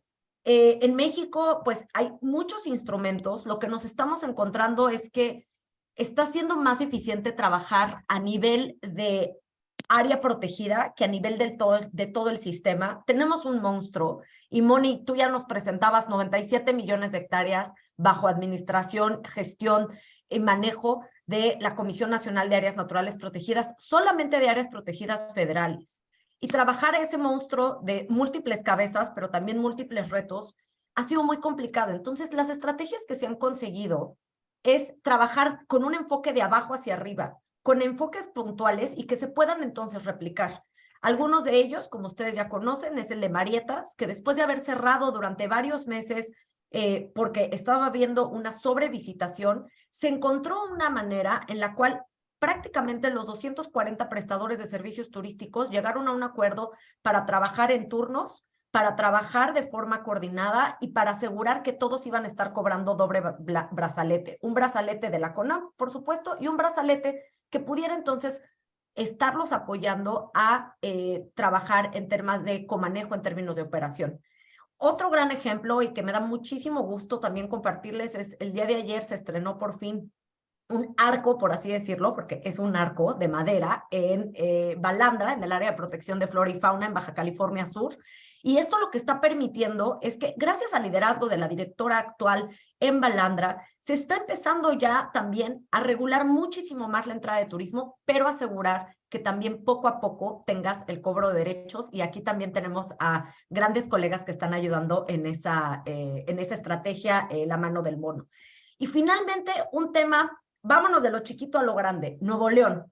Nuevo León, y Ernesto también está familiarizado con este tema, está sufriendo grandes temas de agua, como lo hemos visto en las noticias, pero el esfuerzo que se está haciendo en Nuevo León es ver cómo poder desarrollar un impuesto puntual para agua progresivo, es decir, que no se vean afectadas las personas más humildes, sino que sea también progresivo y que los más ricos paguen más, lo cual, pues esa es la dinámica que tenemos que estar trabajando. Pero por otro lado, lo que se va a permitir con este instrumento es que también esté etiquetado para poder entonces estar resguardando los sitios de los cuales son fundamentales para asegurar los flujos hidrológicos hacia la ciudad de Monterrey, y que entonces se esté contando con equipamiento, con vigilancia y con operación en las zonas alrededor de esta zona metropolitana. Finalmente, un esfuerzo del cual también está haciendo parte María Andrade es el estado de Yucatán. Está en proceso de explorar justamente estos proyectos de finanzas para la permanencia, de modo que las 9 áreas protegidas estatales y también algunas otras, incluyendo algunas ADBCs hacia el norte del estado, pudieran entonces ser beneficiadas de estos esquemas de PFP, estos fondos de transición que a 10 años te permitan la sostenibilidad financiera en áreas protegidas. Entonces, ejemplos sobran, pero voluntades es lo que necesitamos, y también liderazgos. Entonces, veo que hay muchísimos jóvenes y lo que los invitamos es que se sumen, que nos escriban y que cualquier cosa en la que podamos apoyar, pues también se sientan respaldados por todos los que aquí estamos. Te regreso a ti, Andrew. Muchísimas gracias, Lucía, y te invitaría a que en el chat, si puedes ponernos ahí algunas ligas de interés justamente para estos jóvenes que están, digamos, arrancando, por lo que veo en el chat, su carrera profesional o están haciendo frente a diferentes retos, pueden acceder a lo mismo. También aprovecho para resaltar nuevamente, Moni, si puedes poner tu correo electrónico para que los participantes puedan escribirte y recibir no solamente la grabación de este webinar, sino también los materiales que aquí se desprendan y artículos de interés que podamos circular a todos los participantes. Y hablando de hacer visible lo invisible, Nacho, una noticia reciente que escuché por ahí es el reconocimiento digamos, de las áreas protegidas como información de importancia nacional en el INEGI, que esto creo que vale mucho la pena que se distribuya y se difunda. Si te parece bien, ¿qué es esto de información de importancia nacional y qué relevancia tiene en la agenda nacional? Entonces, platícanos sobre esto, por favor. Claro, sí, bueno, pues por más de un año estuvimos en un proceso acompañado por el INEGI a fin de que la información geoespacial, entiéndase, las poligonales, la subzonificación, en fin, de las áreas naturales protegidas federales, adquieran el calificativo de información de interés nacional, y esto pues eleva, digamos, esta información para cualquier política pública o para cualquier ordenamiento de cualquier tipo en que tengan que ser tomadas en cuenta, obviamente pues con todas las normas que incluyen su programa de manejo correspondiente, etcétera, ¿no? Entonces esto pues les da un poquito de mayor protección, digámoslo así, a estas áreas protegidas federales. Pero si me permites, yo quería hacer énfasis de manera muy breve al punto de evaluación de la efectividad que mencionó ya Mari. Yo creo que esto es fundamental no solo para las ANPs federales, sino para todas las áreas de conservación, las OMEC incluidas, o la SUMA, en fin. ¿Por qué? Porque es solamente con datos puros y duros que podemos demostrar que realmente contribuye a la conservación. No queremos OMECs de papel, no queremos UMAs de papel, queremos áreas de conservación que realmente puedan demostrar con monitoreo que se están manteniendo esa biodiversidad, que está mejorando las condiciones de integridad ecológica. Y sin embargo tenemos este cuello de botella de que todo el mundo reconoce que el monitoreo es muy importante, pero pues nadie le invierte al monitoreo. Entonces aquí pues es un reto y es lanzar un poquito el mensaje a todos los académicos que están aquí, de que por favor generen indicadores estratégicos, porque los mecanismos de evaluación de la efectividad son largos, son complicados, son caros. En la CONAP nos ha costado mucho trabajo, pero ahí vamos, ya estamos en la segunda evaluación. Pero si las OMECs, por ejemplo, quieren nacer con un sistema de evaluación de la efectividad, pues vamos a requerir mucha creatividad para que la ciencia dura y objetiva demuestre que realmente son áreas que contribuyen a la conservación. Entonces, digamos que es un reto, un desafío que lanzamos a los académicos para ponerse a pensar en cómo trabajar esto. Yo acabo de visitar la Reserva de la Biosfera de Tehuacán-Cuicatlán y tenemos investigadores e investigadoras del Instituto Politécnico Nacional trabajando por 6 años con las comunidades para identificar larvas de macroinvertebrados que son absolutamente grandes indicadores de calidad del agua. Entonces, ese es el tipo de cosas que son, es monitoreo inteligente, monitoreo estratégico, porque de otra manera, la reputación de las OMECs, de las áreas protegidas estatales y de todas aquellas que no tengan un sistema de evaluación de la efectividad, pues va a estar puesto en duda, ¿no? Muchísimas gracias, Nacho. Y ya vamos a la última ronda literal y la pregunta que tienen que responder es ¿qué sigue? ¿No? Yo te voy a dar la palabra a ti, Ernesto, pero a ti, Alejandro, te voy a pedir el favor que además del ¿qué sigue? Un poco respondiendo a la pregunta o al comentario de Nacho es desde la perspectiva académica, ¿no? Desde COSUR, etcétera, ¿cuál sería el rol, cuál debería ser el rol más proactivo, digamos, de la academia y la investigación en México hacia esta potencial meta 3? Entonces, voy a empezar con Ernesto. Ya como mensaje final, Ernesto, estamos llegando a la hora de cierre de este seminario, que seguro es súper interesante, pero Ernesto, ¿qué sigue? ¿Qué comentarios finales nos puedes, ahora sí que compartir a todo el grupo? Sí, bueno, pues yo quería retomar un poquito el comentario que se hizo sobre Nuevo León, porque es un caso de un gobierno subnacional. Tristemente no tenemos todavía nuestra estrategia, es una vergüenza en ese sentido, pero se va ya finalmente a hacer la estrategia, el estudio de estrategia, pero nosotros ya como Estado ya nos comprometimos con el 30 para el 30, entonces yo creo que el sumar a los gobiernos subnacionales va a ser fundamental. Y en cuanto al tema del financiamiento, que también se mencionó previamente, el tema del agua es fundamental. O sea, yo creo que agua y clima es donde está el dinero para la biodiversidad. La biodiversidad por sí misma no es taquillera, o sea, tenemos una vida dedicada a eso y lo sabemos. Entonces necesitamos buscar que a través del agua y a través del clima busquemos los recursos para la biodiversidad. O sea, hay que crecer los recursos sin lugar a duda. La brecha se va a hacer más grande conforme tengamos más áreas, o sea, en automático. Entonces, tenemos que enfocarnos en eso, más mecanismos financieros. Está muy padre lo del turismo y todo, pero es insuficiente. Eso es nada más para tener una base mínima, pero realmente no nos permite hacer el trabajo que se requiere hacer. O sea, necesitamos sacar recursos de otras partes y creo que el agua y el clima es donde está la lana y hay que ver cómo nos quedamos con una parte de esa lana, que parte de esa lana era de nosotros hasta hace muy pocos años. Hay que recuperarla, hay que ser pragmáticos y hay que ser flexibles y recuperar parte de ese dinero. Muchísimas gracias, Ernesto. ¿Qué sigue, Alejandro? ¿Qué sigue para una correcta implementación efectiva de la propuesta de Meta 3? Y desde la perspectiva académica, ¿qué rol deberá jugar? Sí, bueno, hay varios temas, ¿no? Yo creo que a nivel de políticas, ¿no? El diseño estratégico, pues, puede ser adecuado, ¿no? Actualmente, como está diseñado todos los instrumentos.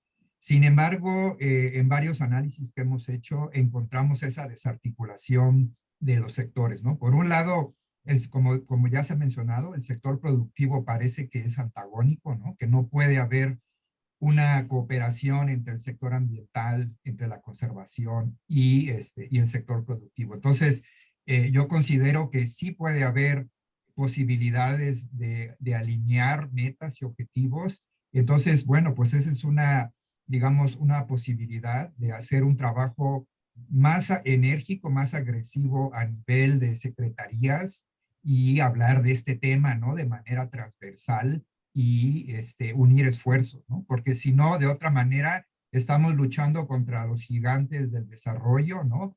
El dinero, la industria petrolera, ¿no? La industria minera. Entonces, así nunca vamos a poder tener el presupuesto que ellos tienen, a nivel de secretarías, ¿no? Es incomparable, ¿no? El presupuesto que se asigna a esos temas. Y el otro tema que ha venido últimamente es el tema de salud. Entonces, también hay que invitar a ese sector, porque finalmente se está hablando de la importancia de los ecosistemas para tener una vida sana, y ahí creo que también es otro actor que debería estar en la discusión.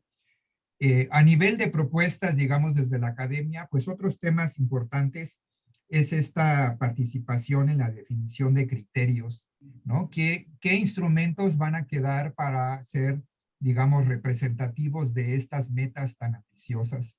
En la situación actual va a ser muy difícil poder llegar a esa meta del 30, digamos, a como está ahorita la situación de las ANP. Es difícil pensar en una expansión más del doble, ¿no? En el número de la superficie que se requiere. Entonces, posibles estrategias, pues es invitar a otros actores, otros mecanismos digamos, de propiedad de tenencia de la tierra y ver si pueden sumarse. Pero para eso, para hacer esa invitación, necesitamos tener criterios muy claros de quiénes pueden participar y esos beneficios también que ya se han hablado, ¿no? no solamente son beneficios financieros, sino yo mencionaba hace rato, la gente protege ADBCs o UMAS por el título de propiedad, porque le da certidumbre de tener un título de propiedad y también por tener un patrimonio, ¿no? Certidumbre de un patrimonio cultural para las futuras generaciones. Ese mecanismo es todavía un estímulo más fuerte que la entrada de dinero que pudiera llegar a esas personas, ¿no? El otro tema es el diseño de corredores biológicos o ecológicos, ¿no? Mucho se ha hablado, hay muchos diagnósticos en México de corredores, pero si seguimos igual con una visión de unir mayormente áreas importantes para ciertas especies, áreas pristinas, y desdeñamos o hacemos un lado áreas productivas, ¿no? Parece que no podemos nosotros trabajar en áreas de agricultura, de ganadería, de turismo, de pesca, ¿no? Incluso áreas mineras. Entonces, creo que en la medida en la que incorporemos esos otros sectores, la superficie de conservación, pues podremos pensar en esa meta tan ambiciosa del 30, ¿no? Y la otra, el tema de la evaluación de la efectividad, pues sí, es un tema importante. En función de los criterios que se definan para estas áreas de conservación a nivel nacional, pues se deberá crear un mecanismo de evaluación, digamos, ex profeso, ¿no? Porque es difícil pensar que el mecanismo que ya usa la CONAM para áreas de conservación, digamos, gubernamentales, se pueda aplicar a áreas comunitarias, ¿no? Es un instrumento muy valioso, pero técnicamente es complejo. Entonces, nosotros ya hicimos un esfuerzo en Ecosur, ¿no? De hacer un instrumento de autoevaluación que la comunidad pueda utilizar y que pueda reportar indicadores fácilmente desde cualquier parte del país y que lo pueda hacer cualquier propietario de tierra. Entonces, hay posibilidades de hacer aportes importantes en este tema, ¿no? Y finalmente, todo lo que tiene que ver con monitoreo, pues sí, se requiere datos, ¿no? Datos importantes, no solo biológicos, sino también datos sociales, de productividad, de aspectos sociales, de aspectos culturales, ¿no? Del capital biocultural que se llama ahora. Entonces, también ahí la academia puede apoyar a definir este mecanismo de evaluación multicriterio y cómo diseñar un sistema de información, digamos, nacional que recoja bases de datos y que ayude a reportar estas metas importantes a nivel internacional, pero también que dé información muy valiosa para que el sector, digamos, ambiental a nivel de gobierno, pues ayude a hacer una planificación más adecuada, una asignación de recursos y una atención de estrategias más adecuada. Bueno, ahí lo dejaría. Gracias. Muchísimas gracias, Alejandro. Y retomo varios comentarios del chat y también un punto que ponía Mari al principio de este seminario, que es, existe experiencia y capacidades en el país del más alto nivel. Entonces los invito a todos ustedes, a Nacho, Ernesto, Lucía, Mari, a ti, Alejandro, que nos comparten en el chat estas ligas de interés, estas herramientas si son públicas para poder distribuirlas. Y Mari, paso contigo con la pregunta de qué sigue, ¿no? Y Alejandro decía, otros sectores, es fundamental. Muchas veces el convenio sobre diversidad biológica se le ve específicamente al sector ambiental, ¿no? Y no se ven los otros sectores productivos. Muchas veces en estas conferencias de las partes, y Lucía nos podrá decir, pocas veces vemos a otros sectores productivos, económicos, de salud, ahí presentes. Es más, pasan desapercibidas estas conferencias y estos compromisos. Pero hay otro grupo fundamental, y lo mencionamos al principio de este seminario, que son los pueblos indígenas y comunidades locales. Entonces, Mari, ¿qué sigue de su perspectiva a nivel local? ¿Qué sigue con los otros actores que son fundamentales para poder implementar una potencial Meta 3 en México? Cambio. Bueno, lo primero es que existe una iniciativa liderada por The Nature Conservancy, donde está WWF, están organizaciones locales en las cuales estamos, bueno, ya se tiene un primer ejercicio, digamos, como un primer avance de cómo poder priorizar, analizar y definir estrategias a nivel de Península de Yucatán, considerando ecosistemas terrestres y acuáticos, que es la actualización de un ejercicio que se hizo en 2005, que orienta los esfuerzos de conservación. La gran meta de este grupo de organizaciones es cómo podemos tener esa visión común, que ya lo tendríamos espacial, temáticamente, cómo podemos complementar esfuerzos y recursos y justo cómo sumar a otros actores. Y otros actores, creo que desde mi punto de vista, el sector turismo es fundamental, el sector agropecuario es fundamental y el sector pesquero es fundamental. Y eso, digamos, sin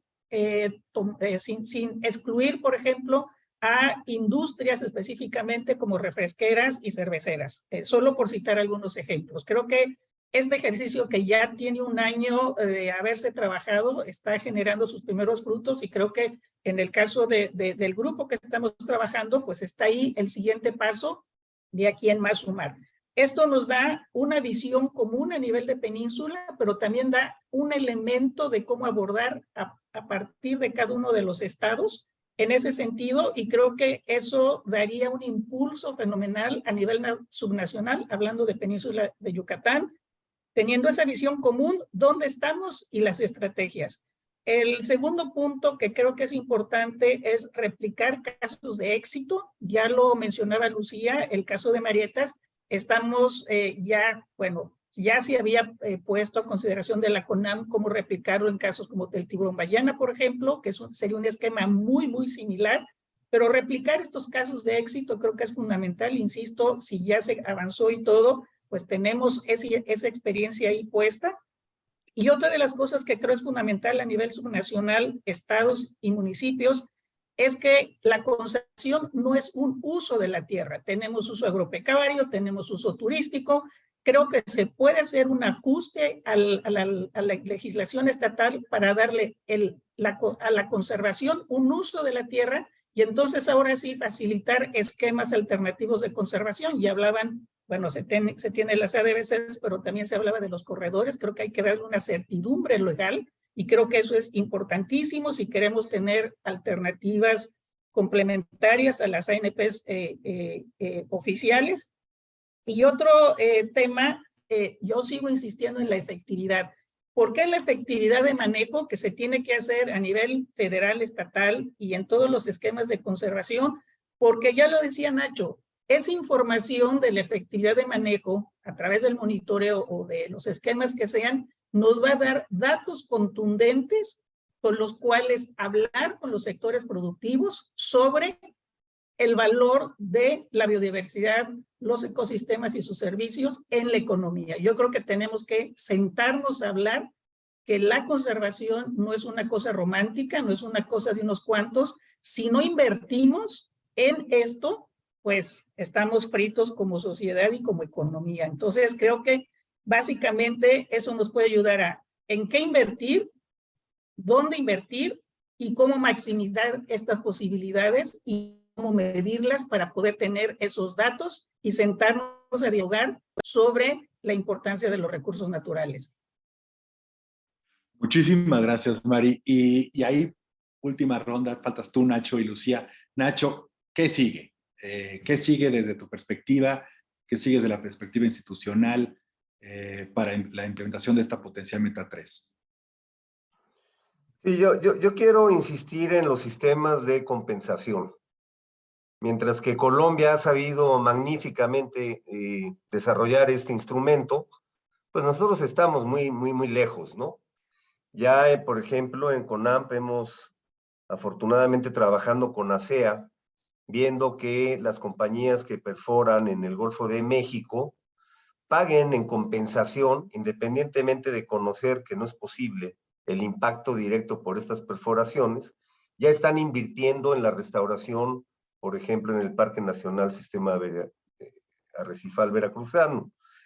Y tenemos ahora sí que muy poquitos casos en México de grandes corporativos o grandes compañías que han comprado tierras para dedicarlas a la conservación. Cemex es un caso que conocemos todos, pero realmente pues con una sola mano, con los dedos de una sola mano es que vas a poder contar este tipo de ejemplos, y tendría que haber muchísimos más. Y siendo la década de la restauración, yo quiero insistir en que en compensación a grandes impactos, no solamente de compañías y empresas particulares o privadas o multinacionales, sino incluso oficiales y del gobierno, estos mecanismos de compensación tendrían que hacer posible la restauración de muchas áreas que a lo mejor cuestan muy poco dinero porque ya no tienen casi nada, y invertir precisamente en una restauración ecológica proactiva, es decir, no dar por perdidas las áreas que han sido deforestadas, que han perdido su cobertura vegetal. Son áreas que con inversión y con trabajo y con ciencia se pueden restaurar.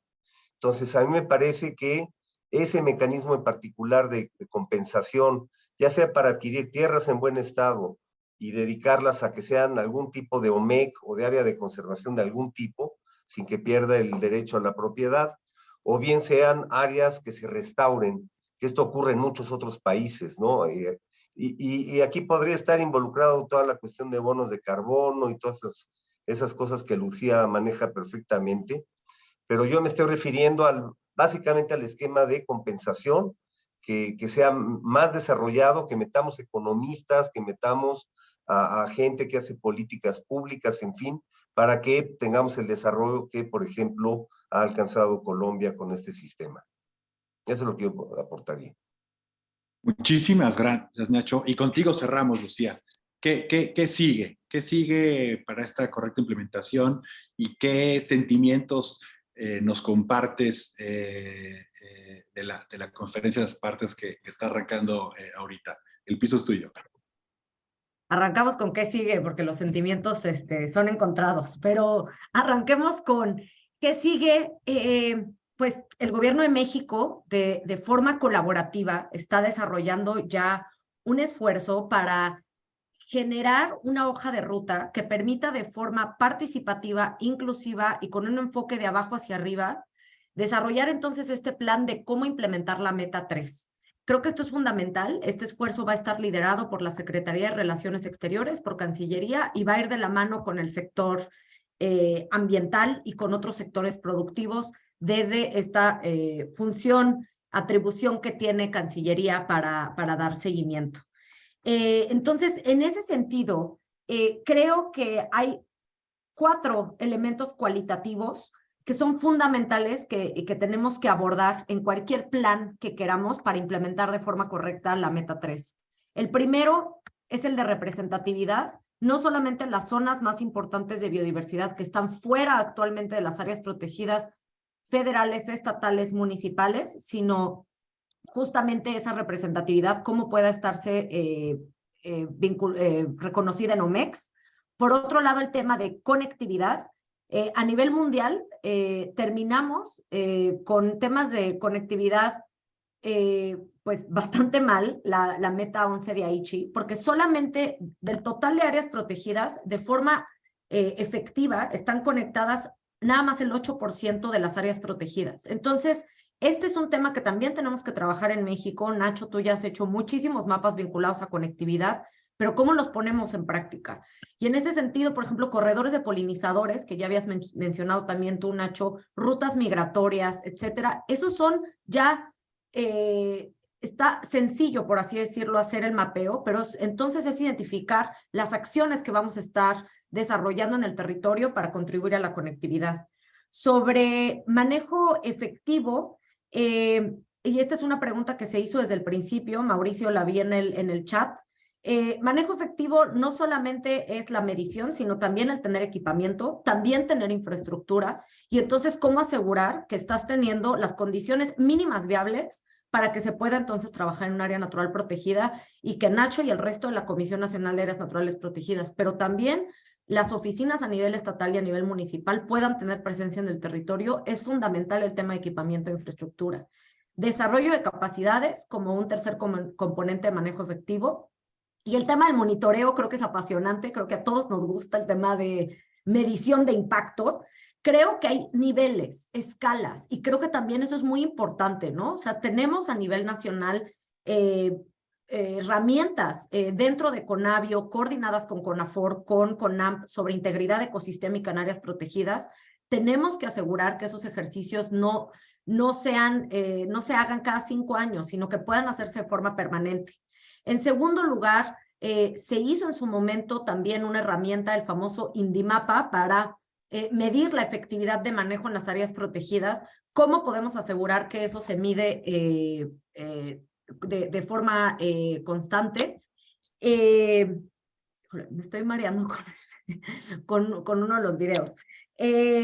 Por otro lado, el tema de las autoevaluaciones, creo que es fundamental, y Alejandro, si nos pudieras compartir cualquier material, creo que será muy bueno. Pero creo que más que ver si uno es mejor que otro, el tema es la complementariedad entre los instrumentos.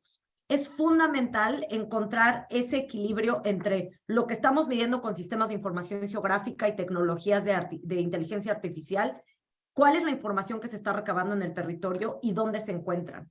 Y finalmente un tema que creo que a varios nos interesa, a varios biólogos, aunque ya no parezcamos biólogos, es el tema de diversidad genética. ¿Cómo asegurar que estamos manteniendo los flujos genéticos dentro de nuestras áreas naturales protegidas, fuera de ellos?